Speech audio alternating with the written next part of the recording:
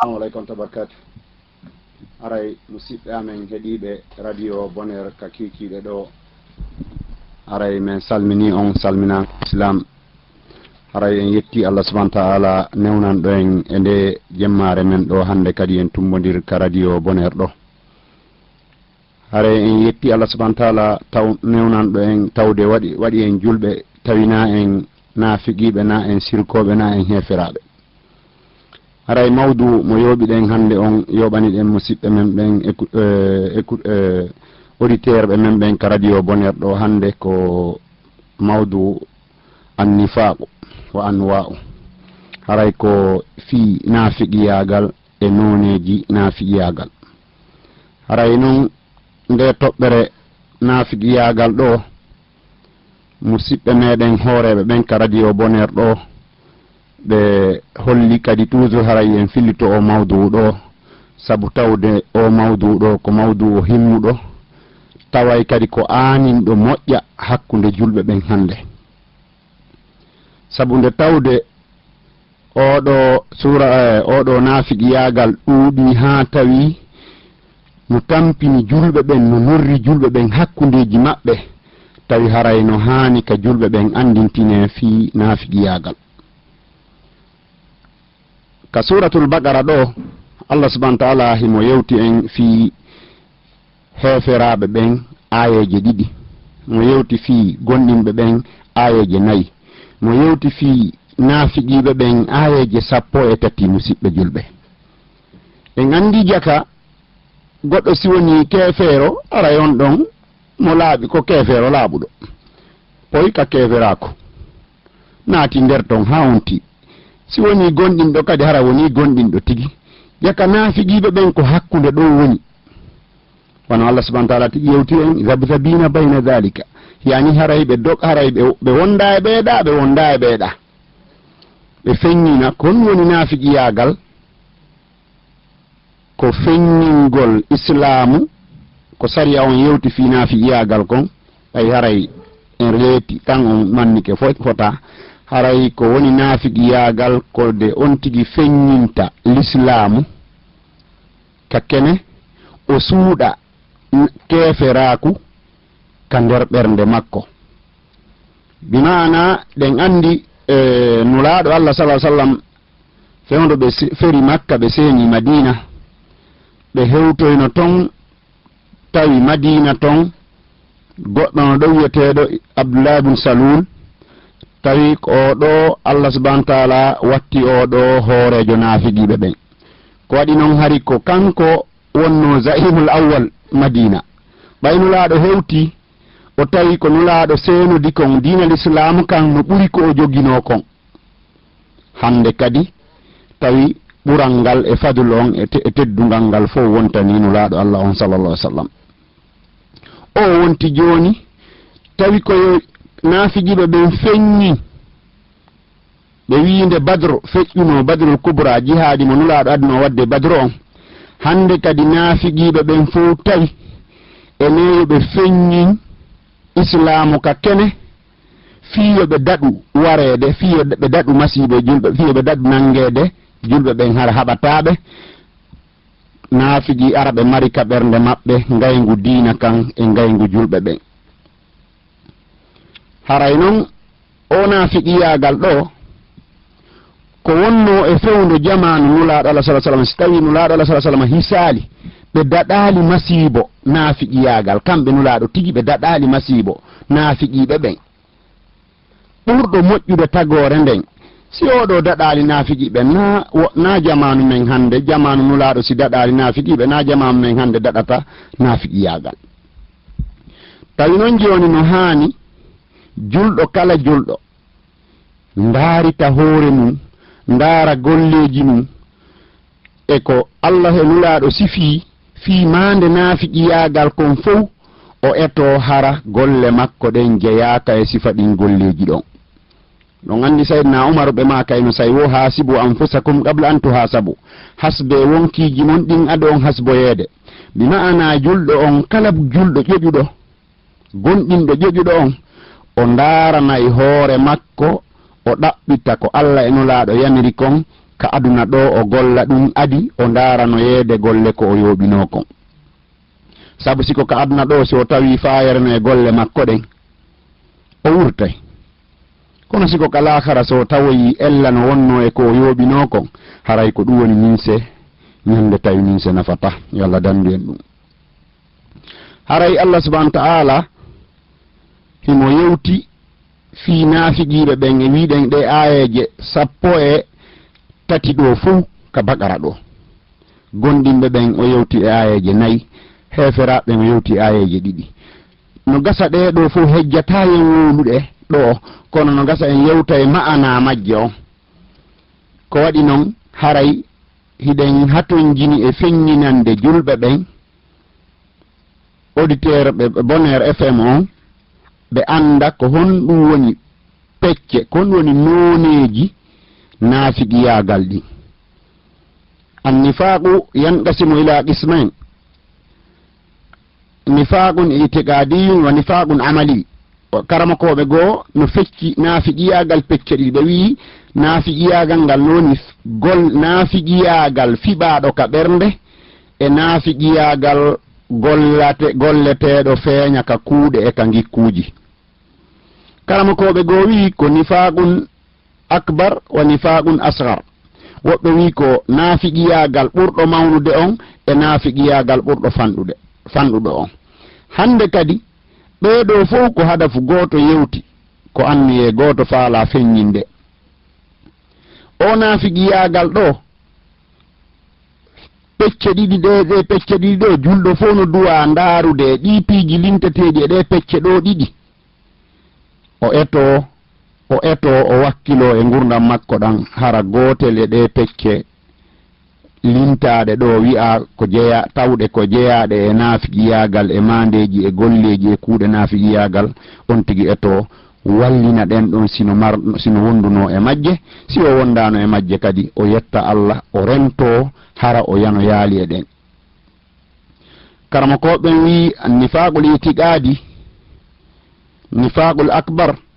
nifaqu ɓurɗo mawde on, oɗo yanqasimu ila 6 aqsamin. Ono fecci pecce 6. Feccere aranere nden ko woni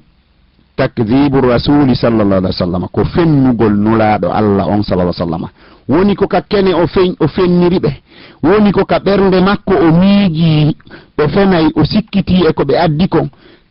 Woni ko kala no o golliri tawi o fenni nulaɗo Allah on, walla kuuɗe makko ɗen fenni nulaɗo on, tawa ɓernde ɗen no fiɓi ɗum ɗon. Haray ɗum ɗon yo andu ko toɓɓere jeyande e toɓɓe naafiqiyagal ni o julɗo on no duwa woɗɗitade e nden toɓɓere ɗon. Toɓɓere ɗimmere nden e toɓɓe naafiqiyagal fiɓaɗo ka ɓernde on, naafiqiyagal mawɗo on, ɓurɗo hulɓinade on, ko takdhibu ba'di ma jaa bi rasuli sallallahu alaihi wasallam, ko yeddugol yoga e ko nulaɗo Allah sallallahu alaihi wasallam addi kon. On andi sa yeddi nulaɗo a heɓi masibo, sa yeddi a gonɗini nulaɗo e goɗɗi, a yeddimo e goɗɗi a heɓi masibo. E andi kan julɗo on kan koko nulaɗo makuno kon, la yu'minu ahadukum hatta yakuna hawahu taba'an lima ji'tu bi. Ɓe maki hay goto e mon imanu makko timmata, o heɓata imanu timmuɗo ha tawa ko welatamo kon ka ɓernde makko no hawri e konko min Muhammadu sallallahu alaihi wasallam ni addi kon. Allah newnan en tawa koko nulaɗo addi kon hikkinte yeeso e kala ko woni kare a hoore leydi ɗo kon. Toɓɓere ɗimmere nden noon ka nifaqul itiqadi. Goto e men fof yo dartu hoore mum, darta sala mum, debbo e gorko, paykum e mawɗo, o ndaara si o wonda e nde toɓɓere ɗo kadi simo wonduno e mayre o wallina nde. Toɓɓere tammere nden ka nifaqul itiqadi o wi ko bughdur rasuli sallallahu alaihi wasallam, ko yo on tigi ko añugol nulaɗo Allah on ka ɓernde mum, aña nulaɗo Allah on sallallahu alaihi wasallam. Kala tawɗo no añi nulaɗo Allah on, walla no mari ko añiri ka ɓernde muɗum, tawa ɗum ɗo so andi ko fiinulaɗo yewta, walla ko fiinulaɗo on metta e mo ha tuusamo ka ɓernde, yo andu haray o heɓi toɓɓum ka ɓernde makko. toɓɓere añugol nulaaɗo Allah sallallahu alaihi wasallam ka ɓernde mum haray on ti heɓi toɓɓere hulɓininde o woɗɗito o eto ha o accita nden toɓɓere ɗon o waɗa nulaaɗo Allah on giɗo makko yiɓeteeɗo makko ko waɗi nulaaɗo ko sallallahu alaihi wasallam ko ɓe maaki la yu'minu ahadukum hatta akuna habba ilayhi min walidihi wa waladihi wan nasi ajma'in ɓe gandi say ɓe nulaaɗo maaki goɗɗo e mon iman makko timmata ha tawa ko min ɓura yiɗede ka makko edi mawɓe makko ɓen e yimɓe makko e ɓeygure makko nden e kala yimɓe ɓen fof ha wurin nulaaɗo maaki nokkugo de saydna Umar senino ka maɓɓe ɓe maaki nulaaɗo hande miɗo fof ko ɓuraninmi ma wo hande ko wonki yanki nulaaɗo maaki ha joni a imanu ma on timmali Umar say ko imanu ma on timmi woñande tawi min miɗo ɓuranma hay wonki maki sayyidna Umaru maaki nulaaɗo fewndo ɗo ala ko ɓuraninmima hay wonki iɗa ɓuraninmi hay wonki yanki nulaaɗo maaki al'ana Umar ko joni noon imanu on timmi en andi jaka julɗo on ko me o tawa himo yiɗi nulaaɗo Allah on sallallahu alaihi wasallam toɓɓere nayaɓere nden ɓe maaki karama ko ɓe maaki ko bogdu ba'di ma jaa bi rasul sallallahu alaihi wasallam ko añugol yoga e ko nulaaɗo Allah sallallahu alaihi wasallam addi kon sa añi nulaaɗo ma añi yoga e ko addi andi añugol tun yoga a yiɗa goɗɗum aña goɗɗum haray ko toɓɓere goo jeyande e toɓɓere naafiqiyagal julɓe ɓen yo watta yili fota rentina salamu e nde toɓɓere sabu haray siɓɓe men ɓen ka radio Boner ɗo taw hiɓe rerɗi o mawdu yo fillite saywo fi ha julɓe ɓen ɓurta watta nde yili e nde toɓɓere ko wiyete naafiqiyagal ko toɓɓere jowaɓere nden ɓe maaki karama ko ɓe maaki haray ko karahiyatu intisari dini rasul sallallahu alaihi wasallam ko añugol karahiyatu bintisari dini rasul sallallahu alaihi wasallam ko añugol yo diina l'islamu kam marsu yoka yaajo yoka sakito bima'ana kala laawi yaññayɗi diina kan on tigi tawa no yiɗi sakkade ɗin laawi fiwota diina kam marsu masalan joni woɓɓe no wawi arde tawa goɗɗo no heedo na waaju ngol lanniɗo accireni min hato jinaɗo e waaju tawa on ɗo karamo kojo si jonnanoma ɗo konngol o waajike ɗo no nafayno julɓe mooɓiɓe ɗon ɓen fof ha woɓɓe nana ɗon waaju on nattora ɗum hara no marno probléme mo anda ñawore mum ɓe anda ɗon ñawore mum ko misal ni addi en andi jaka sakkagol diina añugol yo diina islam kam marsu haray ɗum kadi no jeeya e mande naafiqiyagal toɓɓere jeegaɓere nden e maake naafiqiyagal itigadi on wonni almasarratu binhifadi dini rasul sallallahu alaihi wasallam koyo on tigi weltor si diina l'islamu kan jaasi walla si julɓe gondinɓe tambiɓe diina l'islamu kan jaasi walla jaasinama walla si ɓe heeɓi suno o weltora si ɓe heeɓi welo o mono ɗeɗo toɓɓe jeego noon ɗon andi Allah subhanahu wa ta'ala no dalika Qur'an innal munafiqina humul fasiqun en andi jaka en andi naafiqiɓe ɓen ko ɓe woni fasiqiɓe ɓen innal munafiqina fi darkil asfali minan nar naafiqiɓe ɓen noon ko ka pette leyleje wonota tawide jahannama ka pette leyleje wala damde jeede ɓen ɓe toɓɓe ɗo jeego karama ko ɓe wi'i ko ɗeɗo no jeeya ɗeɗo woni nifaqul itigadi nifaqul akbar taway tawɗo kala tawɗo no fiɓi gootele ɗeɗo walla no fiɓi ɗeɗo si o tuubaali o maydi e ɗeɗo ɓe wi ɗum ɗo koko luttinoyta on ti kayita jahannama yo Allah dandu en jeeyede ɓen ɗon haray moko baaɓe ɓen ka radio Boner ɗo ko yewtiri maaki o fillite saywo ko fiyo julɓe laggine ɓen e julɓe jentiɓe radio Boner jendotoɓe radio Boner ka woni wo nafitorɗe toɓɓe ɗo anda ɗeɗo rento e ɗeɗo yo Allah yoɓuɓe kamɓe kadi kamɓe anniɓe ɗum ɗon ɓen watti ɗon nifaqul amali feccere ƴimmere nden e pecce naafiqiyagal ɗen nifaqul amali kadi karama ko ɓe wi on ɗon kadi yanqasimu ila 5 aqsamin jam'an bainal hadithain ɓe maaki nifaqul amali on ɗon kadi no fecci pecce jowi ka hawtindirgol hadithaji nulaaɗo Allah ɗin ɗiɗi maakuji nulaaɗo Allah ɗin ɗiɗi fi naafiqiyagal ara nun ɗum nulaaɗo sallallahu alaihi wasallam e maaki ayatul munafiqi salasun idha haddatha kadhaba e maki mande nafiqijo ko tati si o wowli o fena ko honɗum hebbini fenande hande ka leydi meɗen musidɓe julɓe si hoorejo fenay wonaɗo hoore mum fenay mawɗo fenay paykum fena njano fenay tosoko fena debbo fena gorko fena gorko si weddike no toñu no fenude e hoore ɓeygure mum fena e hoore ɓeygu mum fena e hoore ɓiɗɗo mum ɓiɗɗo fena e hoore baba mum fena e hoore nene mum sonnajo fena e hoore moodi mum fena e hoore ɓiɗɗo muɗum mo feni e hoore moodi mum o ronkay fende e hoore kawtal makko fena e hoore siɓɓe mum ndaare hande musidɓe julɓe fenande no sakitore leydi meɗen a sikkata ko leydi julɓe andi julɗo kañum nayo jaɓu fende enen andi julɗo ko handi kañum koyo tawsi wowlama ɓe a min dey fenande nde mi wolta anane woɓɓe no ara haala o ɓe no ala ƴe mi tiɗigon men ndaaru men tawi mais fenen ɗo e ngal ina yahe fenon kan andi julɗo on wota ayta jaɓu fenirde fiitu jama feni wota kadi a wowlir fenande fiitu yo yimɓe weltanoma fi yo yimɓe jaɓe fi yo yimɓe hooloma sabu sa fenani goɗɗo o hoolikema ñande goo kadi o hutoytoma sabu ñande goo fenande nden feeñoyay ɗum noon haray ɗen andi fenande nden en andi nden ɗon ko toɓɓere jeyande e ɓurde mawnude e jeyande e na e nifaqul amali naafiqiyagal wonaɗo golleede feeña ka kuuɗe on kala julɗo jentiɗo en torike mo yo watta yiili o ndaarito bima'ana wandi salafu sali en kañum no ndaarirayno golle mum gooto fof si juulino geeƴe jemma immoytono jemma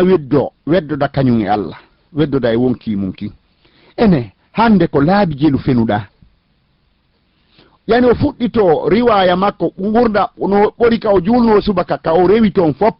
ko o wowli kon fop o ɗa artira ɗum fop o ndaara ko nokkeeli jelu o feni e gurdam makko ɗam musidɓe julɓe jentiɓe lan fewndo ɗo radio bonheur gooto e min fo yo miijito hara o heɓi fenande wotere nde o feni hande e ñallal ngal si o heɓali fenande nde o feni e ñallal ngal o heɓi fenande wotere nde o feni e nder yontere nden so heɓali fenande wotere nde o feni e yontere nden o heɓi fenande wotere nde o feni e lewru feƴƴunu ɗum non ha o ese o heɓi fenande wotere nde o feni e nder hitande nden sabu salafu sali en kamɓe mokobaɓe karamokoɓe moƴƴuɓe ɓen jokkunoɓe laawol nulaɗo ɓen mawɓe men moƴƴuɓe ɓen ɓe kañum fenatano ɓe jaɓatano kadi wallude fenowo ɓe jaɓatano kadi jentanade fenowo haray fenande nden no jogii lorra njano hakkunde jama hakkunde moɓodirɓe hakkunde ɓeygure ko yimɓe jelo famille jelu fenande waddidiri ɗum tentini hande o téléphone ji a wayrayɗa a yewtay haala yewte ɗo hewtoygol ma nokkel ka tawa ka fokkitnoɗa ɗon tawa fenande tawa téléphone adoy nokkema wowlino goɗɗum haray tawi noon Allah subahana taala kay no yewtino gonɗinɓe ɓen si tawi tun on heeɓi habaru si goɗɗo yetike on goɗɗum ete ndaron ha ɗaɓɓiton est ce que ko gonga ni est ce que fenande ni adi on yottade siko mone heɓuɗon e mum walla adi on ƴettude décision ha bonnon faayon toñon ɓe on toñatano haɓon ɓe on haɓatano bonnon ɓe on bonnatano haray fenande nden musidɓe julɓe no jeeya e toɓɓere ɓurde mawnude e ko woni sa lancude julɓe ɓen bonna haajuji julɓe ɓen bonna golleji julɓe ɓen kawor leydi ɗo yo Allah dandu en wonde fenoɓe yo Allah dandu en jeeyede e fenoɓe yo Allah dandu en masibo fenande haray julɗo kanko yo woɗɗito e fenande toɓɓere ɗimmere nden e naafiqiyagal golleteɗo yi'e on ma yi'e mande mum e kuuɗe mum on ko ɗum woni no laaɗo maaki wa ida wa'ada akhlafa si o fodi goɗɗo o firta fodoreji ɗin no ɗuuɗi noone goɗɗo aray ɗo foda sonnajo wiyasin jombima mi waɗante ɗum o e sonnajo welto hamdino yetto Allah juula yetto welto yetta Allah wiya mi mali mi heɓi gorko moƴƴo o wi o waɗanaylan ɗum o wino sonnaylan complet ɗo o wino waɗanaylan ɗum o gorko jomba sonnajo on ɓe wonda seeɗa wownoɗo arde jala on hara wattimonaɗe wownoɗo ara wowlde arda wowlde yewtere welde on arda e mettuka ko o foduno kon fo o firta sina ɓen worɓe moƴƴuɓe yo Allah dandu en jeyedeɓe worɓe bomɓe firtoɓe ahadiji yo Allah waɗu en e ɓen worɓe moƴƴuɓe hunnoɓe ahadiji ko sonnaɓe jelo firti ahadiji ko ahoduno e gorko muɗum gorko ara yiya ɗo sonnajo on fodamo wi'a min sa jombilan mi ɗoftoytoma mi teddinoyte mi dankoyto ɓeygure ma nden mi memminanoytama fitina mi yatami piya siniraɓe am ɓe mi tawata ka maton ɓen mi yatami tooña ɓiɓɓe siniraɓe am ɓen mi yawoytako mawɓe ma ɓen mi teddinoyte an e ɓeygure ma nden e mawɓe ma ɓen hehe ha o jomba si oɗo jombama artika hewtika moodi mum no gasa ko moodi makko andirtata o fuɗɗike firtude ahadi ndin si ɓe halduno masalan awa joni o wonay wi'a joni simi jombima andi ko ɗon falama onde andi lan jombi sonnaɓe ga sonnaɓe lammari ga ɗiɗo walla goto mi yiɗa jombudema mi adda ɗo waɗanami fitina ga saabu omo mi jombi ɗo no ɓuttinanimi o wi'a min Allah yo Allah dandan ɗum min yo Allah wallantum heɓa dewgal sunna e farilla hande goɗɗo seeɓi dewgal sunna e farilla haray o mali haray na guerew men minanoyta hoore makko ɗon gorko on ko andirta debbo on fu alama firtude ahadi ndin ko ñande gorko on addi jonni sonnajo on sambre o wona ɗon balɗe o wiya ene tigi tigi o me ittonmi o sambre oɗo memata mi wontaka sambre ɗo fes hara goreɓe o jiwono ngalɗuno no woodi goreɓe o capanɗe ngalɗunoɓe si goɗɗo salminayi wi'a no faala ɗum dewgal sunna e farilla ko sonnaɓe jelo firti fodore nde foduno moodi mum adi jombede jomboya firti fodore nden sina ɓen ɓe sonnaɓe moƴƴuɓe tawɓe firtata fodore yo Allah waɗu sonnaɓe ɓen jeeyaɓe ɓen sonnaɓe moƴƴuɓe firtata fodore yo Allah dandu sonnaɓe ɓen jeeyede yo Allah dandu sonnaɓe men ɓen e jiwɓe men ɓen jeeyede ɓen sonnaɓe firtoɓe ahadi janfito hooliɗo ɗum awaka nde toɓɓere ɗimmere ɗo kadi ka firtugol ahadi ɗo ahadiji ɗin no ƴuuɗi façon ji kala ahadi ndi julɗo ahodi e julɗo siɗɗo muɗum adora taw hunnugol ahadi ndin adorandi ka ɓeygu maɗa adorandi ka moodi maɗa adorandi ka ɓiɓɓe ɓe heɓo ton ɓen adorandi ka nene ma e ɓen ma adorandi ka kawtal maɗa ɓe yiire hunnugol ahadi so tawimo ko baɓe haldi fotten nokkure e fana o yawonti yaroy woni ha e 3h 4 wi yo mi armi ndara si tumbodirano en andi haray wonaali ahadi taw sabu julɓe ɓen valeur men enen julɓe ɓen ko no jeeya e hunnugol ahadi ndin ɗum no jeeya e gikkuji ɗi islam yamiri en haray yo Allah newnan en hunnen ɗon kadi toɓɓere ɗimmere nden toɓɓere tammere nden ka naafiji yaagal golleteɗo ka kene no laaɗo sallam maaki wa ida tumina khana allahu akbar ɓe maaki si julɗo on hoolama si bano adama on hoolama o janfito hooliɗo mon ko moko baaɓe jelo janfi ɓe hoolondirno walla ko jelo janfa hande ka hoore leydi ɗo tentini ka leydi men ɗo hande al amana no Allah subhanahu wa ta'ala no noddi gonɗi julɓe ɓen wa addul amanati ila ahliha jonnite hooliɓe on ɓen faade e hoolaje ɗe ɓe jonnuno on ɗen hunnanon ɓe ɗe no laaɗo maaki wa addil amanata ila mani tamanaka fala takun man khanaka jonnite hoolaare hooliɗo ma on wota dey a janfo janfiɗo ma on musidɓe julɓe rewɓe e worɓe suddiɓe e duhiɓe paykun e mawɗo jentiɓe radio bonheur goto e men fo yo daaritiɗo salamum e nde toɓɓere ɗo ka hunnugol jonnitugol hoolaare ɗo ko hoolaaji jelu yeeba ka hoore leydi men ɗo ande ko hoolaaji jelu yeeba ɗen woni sabu bonni wonkiji ɗen woni sabu bonni tumbodiral bonni weldunoɓe sendi jogodirnoɓe sabu en andi jaka firtugol hoolare bonnugol hoolare ko say goɗɗo hoolima si janfitoɗamo firta ronka jontiɗomo hoolare jaka en andi ko hoolondirɓe ɓen ɓe islamu yamirno yo jonnitindir hoolaje mum ɗen nolaaɗo ha maaki si an si wota janfo janfiɗoma si jonnituji hoolare hooliɗoma an hara janfiɗoma wattanen ɗo yiɗi fota musidɓe julɓe accanomi hakke goto emen fof ndaari to sala mum hoolaje ɗe hoolaɗen ɗen ɓay pellet o moko ba mo wonɗa goldude ka biro ɗo simo andi a janfotomo jaɓata golidon ka biro o moko ba ƴettuɗo o oto mum soodi watirwal pentingal ha moƴƴi noddi o suka ɗo wi'imi jonnima o oto ɗo waɗumo taxi golla adda sende o ko hoolare jande jonni o suka o moko ba hooliɗo ha ƴettoyi soodi oto ƴettoyi gorko addi inni mi jonnima o oto ɗo doginam min e ɓey nguure an aray naata ka ɓey nguure an nadanami piiji an mi ƴettay jiyo am mi halfine naɓanami mi ƴettay ɓeygu am mi halfine naɓanami mi ƴettay siɓɓe am moko baɓe am mi halfine ka oto am jeppinanoyami ɓe nokkel kaari ko sukaɓe jelo bonni ndin ahadi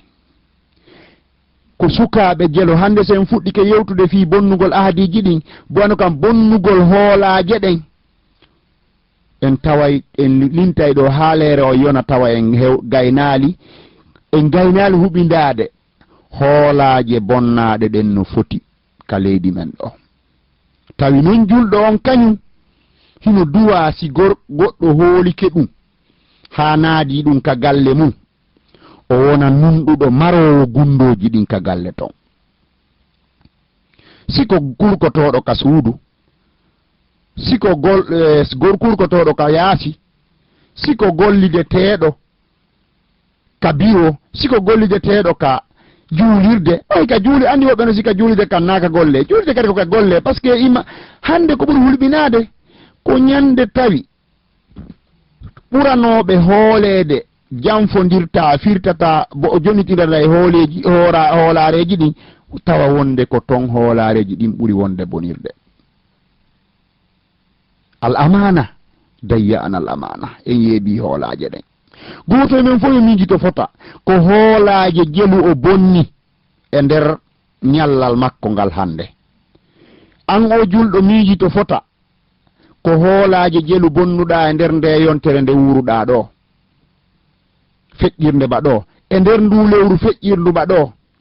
e nder nde hitande 2013 feƴƴirɗoma e nder 2014 natuɗo ɗo on ber lebbi ɗi heɓuɗa ɗo ɗi ko hoolaje jelu bonnuɗa musidɗo julɗo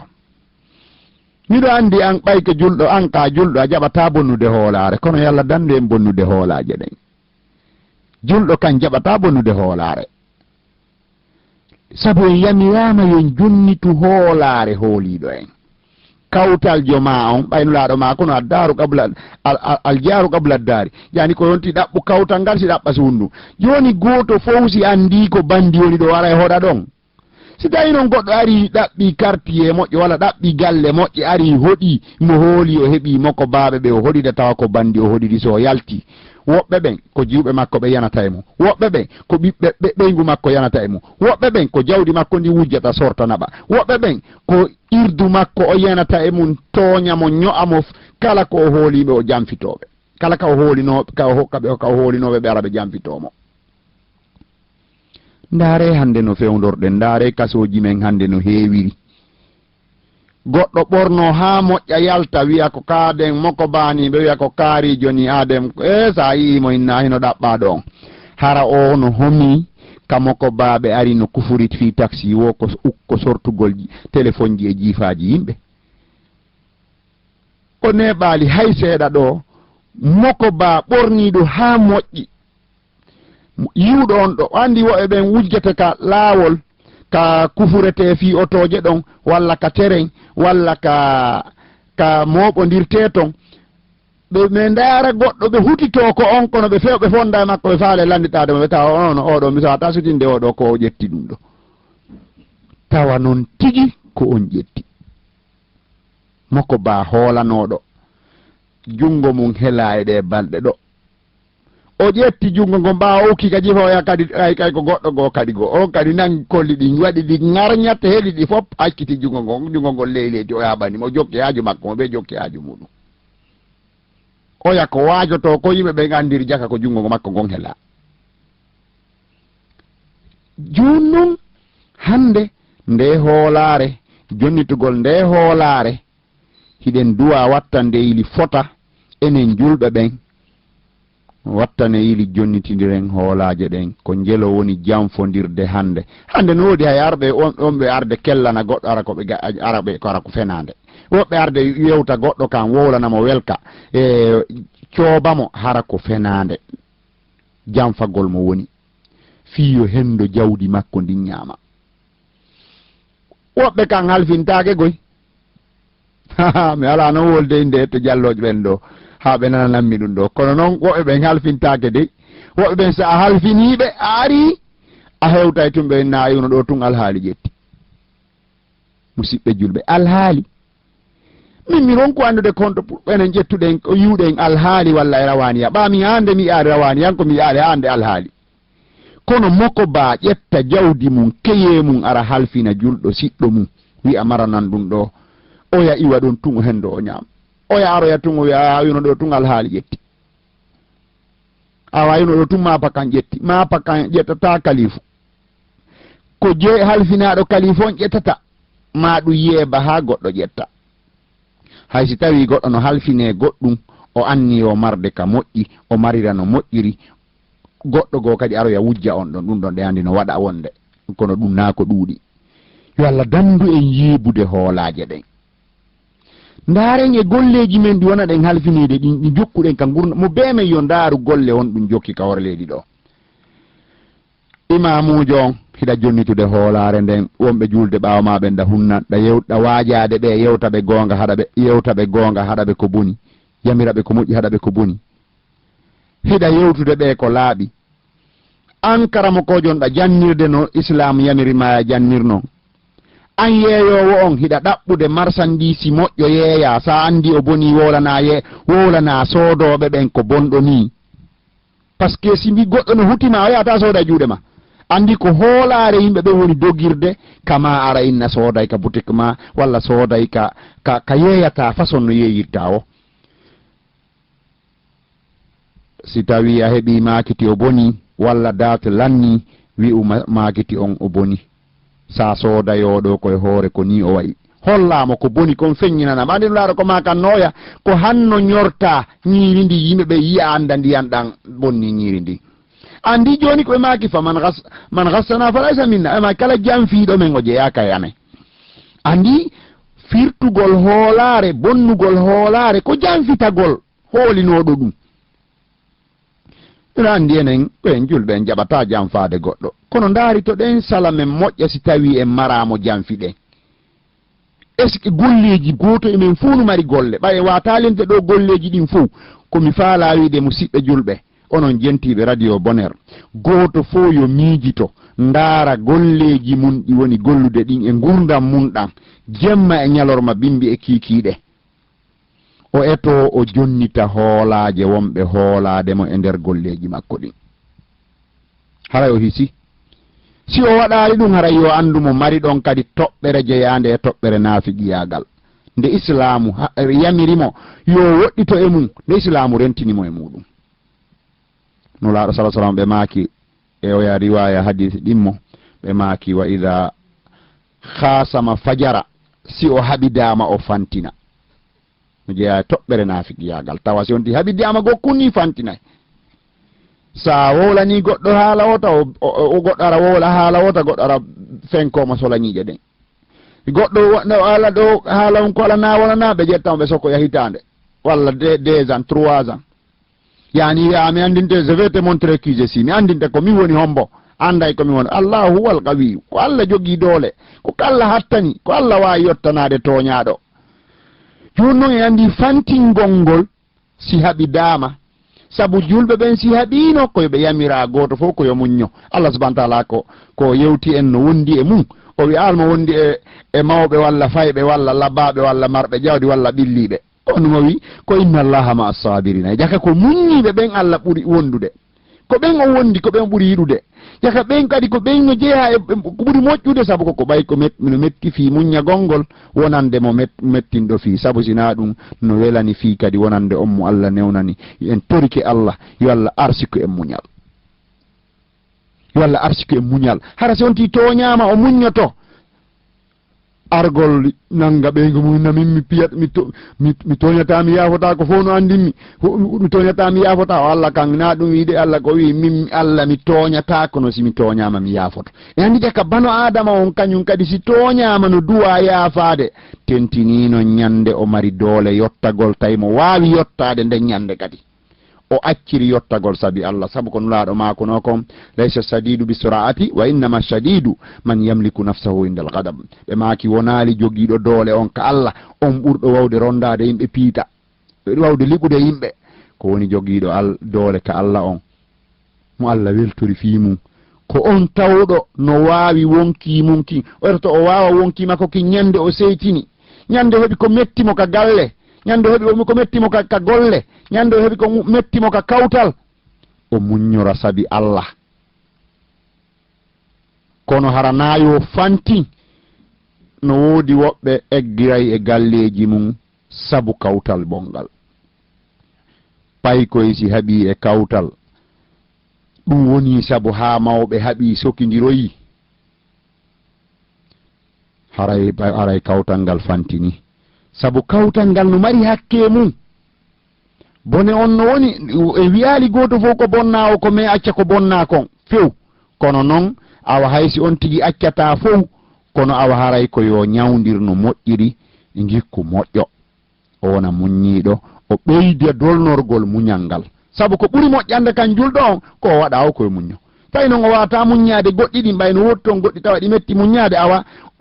o yottora ɗi no newori hara na yottagol ɗi ha fantina sabu en andi fantingol ngol ko toɓɓere jeyande e toɓɓe naafiqiyagal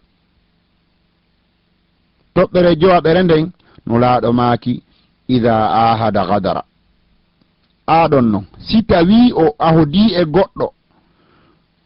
o renanaymo ɓeygure makko nden o sakkantomo gaño makko o acca ha gaño ara o wontida e gaño on o haɓida e mo o folduno o wallata gaño makko e hoore makko o wallatamo bonnowomo bonnamo woɓɓe haray ko woni ko lumbinugol wuyɓe ɓen ɗowta kadi tefoɓe ɓen andi islamu ko rentini en kon fof ka meɗen haray ko bone meɗen ko islamu yamiri en yen waɗu kon fof ko moƴƴere meɗen islamu noon ko ari kañum ko fii ɓuttinalngol en moƴƴinana en moƴƴina hakkundeji meɗen si o ahodama o firta o janfito algadre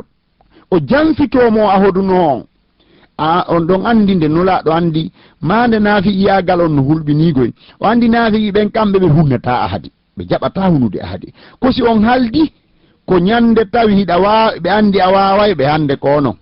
ñande ɓe heɓoy feere tawi nde ñande ɓe tañƴinike ɓe wawete o ko nde ñande andata ɓe hunnata ahadi ɓe firtay ko alno ɗon kon ɗum noon na mande julɗo noon mande julɗo on kañum koyo eto o wona nunɗuɗo hunnowo ahadi wowlowo goonga jonnitowo hoolare yaafotoɗo si toñama mo fantinta si haɓi dama so ahodama o hunna ɗon andi nulaɗo sala salama kamɓe hiɓe yamiri julɗo on wowlugol goonga ɓe maaki ma yazalu rajul yasduqu wa yataharra sidqa hatta yuktaba indallahi siddiqa gorko serata no wowla goonga no fillito goonga no wowla goonga ha Allah windamo ka makko oɗo ko goonga wolata hono ɓe makiri noon ka la yazalu rajul yakdibu wa yataharra alkadiba hatta yuktaba indallahi kadaba o serata kadi mo fena ɗo hande fena bimbi kikiɗe fena ɗannano e ñaamo ha Allah windoyamo kadi oɗo kadi ko fenoɓe tun Allah dan nden jeeyedeɓen ko ɗum waɗi haray ɗe toɓɓe ɗo joyi ɗeɗo kadi ko jeeyaɗe toɓɓe naafiqiyagal ɓe wi woɓɓe wi nifaqun asgar woɓɓe wi nifaqun amali woɓɓe wi ko naafiqiyagal tosokon woɓɓe wi ko naafiqiyagal golleteɗo yi'e o ɗum andi noon Allah subhanahu wa ta'ala kañum no yewti en fi naafiqiɓe ɓe mandeji maɓɓe nunogo ɓe kamɓe ɓe ara ɓe andi feŋŋinay goɗɗum ɓe sikka ko yimɓe ɓen ɓe jamfi ɓe sikka ko Allah ɓe jamfi tawa ko hoore maɓɓe ɓe jamfi sa ari kadi wurtangol ɓe ene kori a inni kori acce hulon Allah wono moƴƴinoɓe na o menen koye menen ɓe wota inna wota on bonnu kala ɓe o menen komin moƴƴinoɓe na men bonnoɓe tawa noon koye bonnugol ɓe woni Allah subhanahu wa ta'ala no yewti en fi maɓɓe joni noon etoɗen enen julɓe ɓen hara e wonali toñoɓe hoore meɗen ka hor leydi ɗo ko sayidna ko yewtunoɗen ka makunu laaɗo sayidna Umar on koɓe maaki hasibu anfusakum qabla an tuhasabu toujours arten e nden toɓɓere haray en andintini musidɓe julɓe ɓen jentiɓe radio bonheur ɓen haray goto fof yo ndaari to ɗe toɓɓe naafiqiyagal lintaɗe ɗo si tawi gotel e ɗeɗo toɓɓe o waɗino o tuuba o toro Allah o ninsa o tuuba o yilto e mum si tawi o waɗali o hamdino yetta Allah o rent o andiɗe joni o andiriɗe fiyota o yanu e majje fiyota o heɓuɗe ko waɗi wano yewtirɗen nane noon ka hoolareji ɗo hande moko baaɓe tumbay haray ɓe hoolodiri goɗɗo pottoɗa salligagol wallina téléphone mum ɗo gaynugol makko salligo o yejjita kun o naata ka juulirde ko yejjitoto o ngalɗay si ko hakkude julɓe o wonno kala mo o landi ɓe wiya ɓe yaal téléphone o téléphone de ma montor moko baaɓe tumbodiri en ala wolde ka woni kono noon woɗɗa en ka leydi men ɗo tawa kadi ko wiyanoɓe wetenoɓe ko moko baaɓe téléphone muti ɗon moko baaɓe ɓen fof daaridiri ari tumbodiri landodiri tawi goto yiyal téléphone o tawi nandi ko min andali men minni ara ko jinnanaɓi o téléphone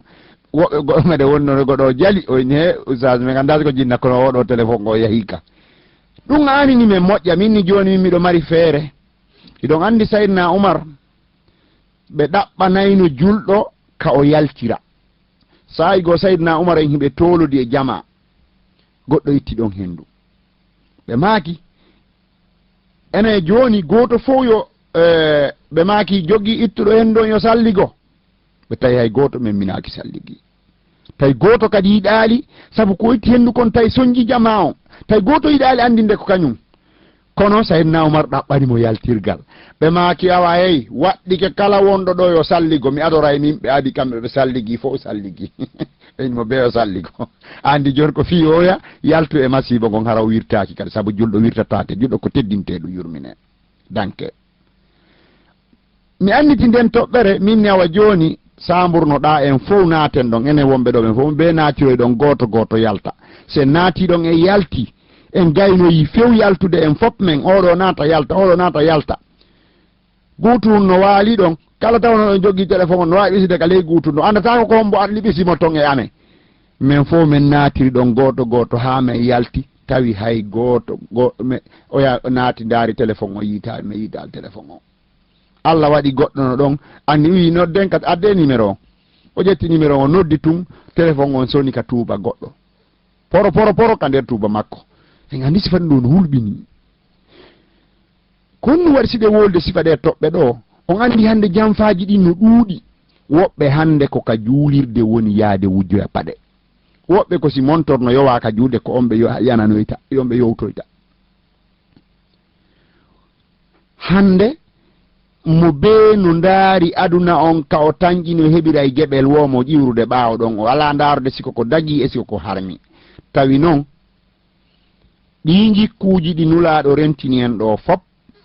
ko gikkuuji moƴƴinayɗi hakkundeji men siɗi accitama bonnayɗi hakkundeji men bonnaka men siɗi jokkama haray en andintini julɓe ɓen ɓay tan on yahay woni en andintini julɓe ɓen yo ɓe wakkilo ɓe ɓeyda hulde Allah subhanahu wa ta'ala ɓe ndaara